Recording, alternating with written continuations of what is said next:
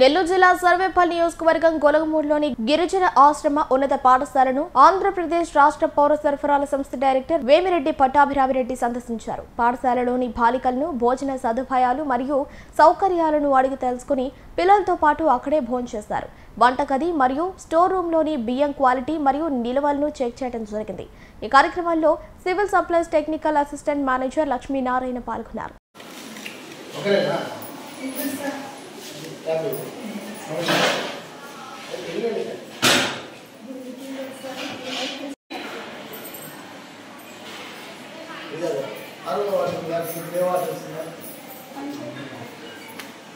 నెల్లూరు జిల్లా సర్వేపల్లి నియోజకవర్గం గొలగమూడిలోని గిరిజన ఆశ్రమ ఉన్నత పాఠశాలను ఆంధ్రప్రదేశ్ రాష్ట్ర పౌర సరఫరాల సంస్థ డైరెక్టర్ వేమిరెడ్డి పట్టాభిరామిరెడ్డి సందర్శించారు. పాఠశాలలోని బాలికలను భోజన సదుపాయాలు మరియు సౌకర్యాలను అడిగి తెలుసుకుని పిల్లలతో పాటు అక్కడే భోంచేశారు.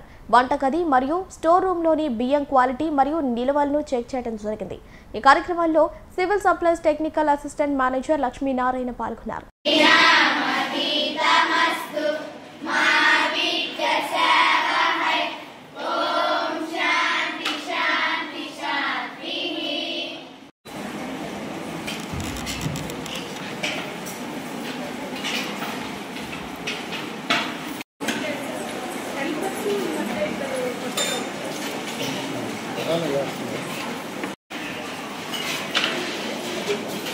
గొలగమూడి అనికేపల్లిలో ఉన్న గిరిజన గర్ల్స్ పాఠశాల ఈరోజు ఇన్స్పెక్ట్ చేయడం జరిగింది. వీళ్ళంతా బాలికలు, స్ట్రెంత్ 440 మంది స్ట్రెంత్తో ఉంది. హాస్టల్లో చాలా విశాలంగా నిర్మాణంగా ఉంది.